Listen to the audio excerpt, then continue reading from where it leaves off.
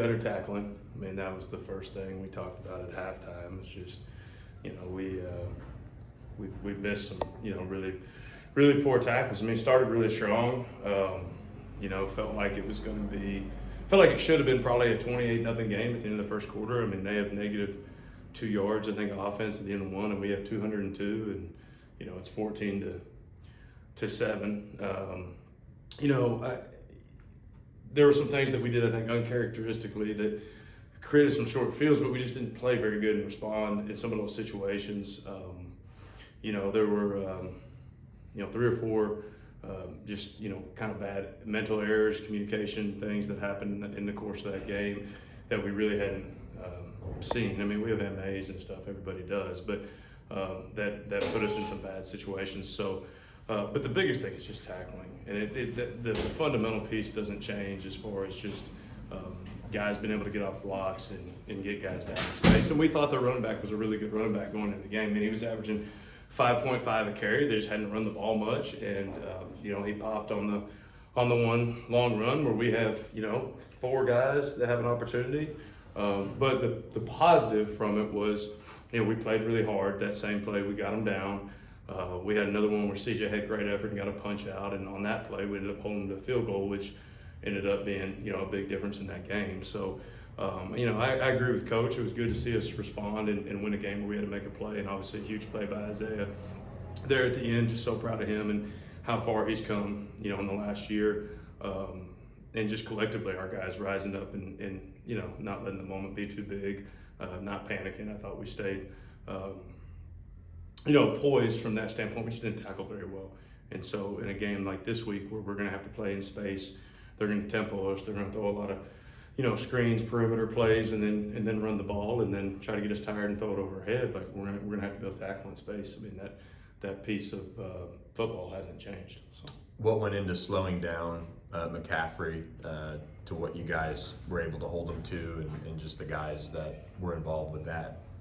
Yeah, I think when our one corners are out there, I think we're pretty tough to throw the ball on, and we didn't have a yard completed on our starting 2 corners in the game, which I thought was, was huge when you looked at it. So, the guys respected him and obviously knew the numbers he'd put up, but I felt like early in the game we were able to get kind of sticky on him, and I thought that made the quarterback hold the ball and let our D-line do their thing, and so I thought that was, a huge positive for us. And then, like we said, we just, the explosives, we gave up 5 explosive plays in that game, and, our goal was 4 or less, and they were 2 of 12, I believe, on third down. So you look at it, third down-wise, we were good. We just, we gave up a couple too many explosives in a, kind of a weird, it was an odd football game because, like I said, it could have been 28 to 35 to nothing at the end of the first quarter. I mean, anybody that was watching the game, it was one-sided. We have the miscue on punt, Chris, and then there's a couple short fields in there, and we give up a couple explosives and don't execute a couple plays in the red zone, and next thing you know, it's a 3-point game going into half. And credit to our guys though for consistently responding. We just got to play better. Elijah Roberts just continues to make plays. I know you guys kind of move them inside out because you knew kind of a little bit what you were getting coming into it, but how has he matched to some of those expectations or even exceeded them? Yeah, I think he's exceeded them from a pass rush standpoint for sure. I think he's got a lot of upside still left to grow. I mean, you think of it, this is really his only season of college football that he's, really had considerable reps. And so, he just continues to get better and better each week. And I think the sky's the limit for him as far as that goes, as being a guy you can match up on guards, can play DN, can play a 6 technique, can play a 9 technique, can do a lot of things. And so I think his versatility makes him really dangerous, and just, he's continued to get better and better each week. I think when we've, been able to put him in some of those key matchup situations. Now that you're into November, the transfer portal is a month away, how much do you guys have to start talking about as a staff, defensive staff, kind of what you guys need for next year and balancing that versus like the scouting department and what personnel, kind of what they do while you're still in season, but knowing that's right there as soon as... Yeah. No, I mean, this time last year, that was the majority of our time was spent, adding to trying to change this roster and create depth. And so that component hasn't changed, especially with the standpoint of, we graduate, we've, 3 senior D tackles. So that's going to be a huge need, 2 senior corners. And then, we'll see how the safety room plays out with, guys that potentially maybe have a year left or kind of see what their draft grade and status is by the end of the season. So, it's a huge part of what, the scouting department is doing, mixed with getting with the position coaches to start evaluating kids that, maybe are in the portal now, or, then junior college kids and, then kids that, as the season ends are going to start going in the portal. So trying to be on top of that.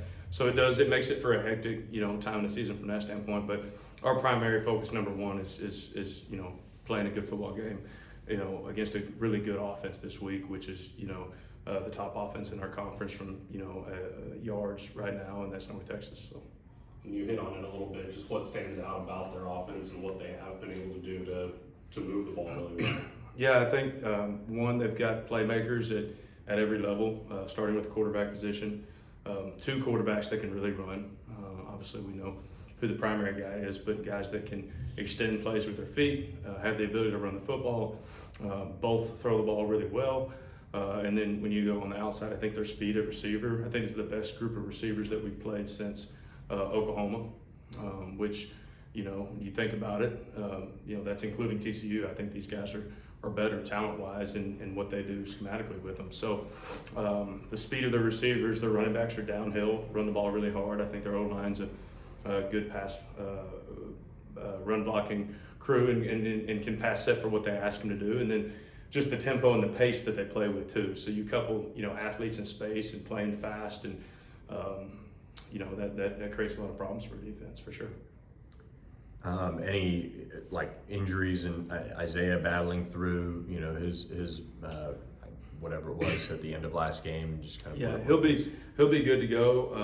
On defense, we've got everybody ready to roll, so feel good about that. Smoke back this week, which will help in that room because he's been playing really well for us. So Massey, I feel really confident. As far as getting Brian in the game this week, we've been trying to hold off as long as we can, just because when you have a shoulder injury like that, the more you can strengthen it. So giving it, really the last 3.5 weeks for him to build up that strength. He felt good last week. I just, we felt like, man, if there's any way we can hold him another week. So I think he can give us some quality snaps in there. Like I said, Crossley's cleared and ready to go. So I think from a depth standpoint, we're sitting at a decent spot. I know coaches talked about a championship process and not really focusing on getting to the game or winning the game, but everything that leads up to it. How big was a win like the one at Rice, and then going into another in-state rivalry game going into this week? Yeah, I mean, it's a conference game and a conference game on the road, and so we're not going to overlook what that is. And I think our kids respected the team that we played. I think they were disappointed, at the final scoreboard, but I think they also knew that, there's a lot that we left on the table, and we'll have to continue to play better against a team like this on a short week moving forward. So it's the next game, and, we're excited for the opportunity. And like I said, we have a really good offense coming here, and so, we'll have to play our best to give us a chance to be in this football game.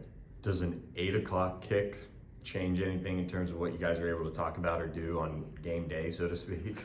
I mean, we don't like to do a lot with them on game day. We'll get them up, we'll walk through in the morning, but I mean, it's not like we're putting in, it's a short week for both teams. They're going to run their stuff, we're going to run our stuff, and biggest thing is trying to make sure we're prepared and fresh and ready for the game on a short week. Coming back on a long bus ride and all those things. And I think the kids so far this week thought we had a good practice today. I thought our energy was good. I thought our focus was good, better than last week. So that's a positive.